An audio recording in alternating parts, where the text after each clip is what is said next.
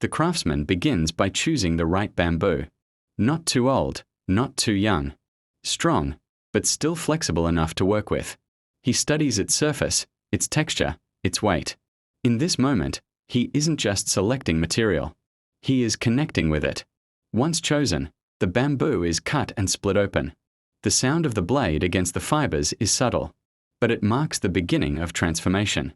The craftsman cleans the inside, scraping away rough parts, shaping the curve, and preparing the bamboo for the task ahead.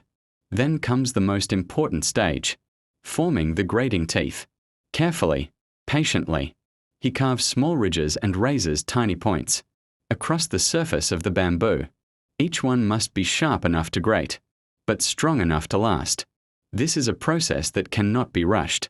The craftsman relies entirely on the precision of his hands, on his experience, his intuition, and his deep understanding of how bamboo behaves. As the teeth take shape, the simple strip of bamboo slowly becomes a functional tool, a tool that people will use in their homes, in their kitchens, just as generations before them have done. When the carving is complete, the craftsman tests the grater.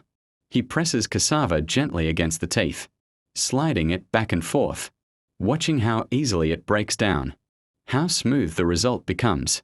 In that moment, he sees the success of his work, a tool born from patience and skill. Next, he refines every edge of the bamboo, sanding it softly, removing any sharp corners that might hurt the hand.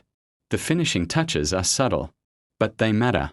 A comfortable grip, a smooth surface, a tool that feels natural when held. With these final details completed, the bamboo grater stands ready, simple in appearance, yet carrying the depth of tradition, the dedication of craftsmanship, and the quiet beauty of handmade work. From a single stalk of bamboo to a fully finished cassava grater, this creation reminds us that true craftsmanship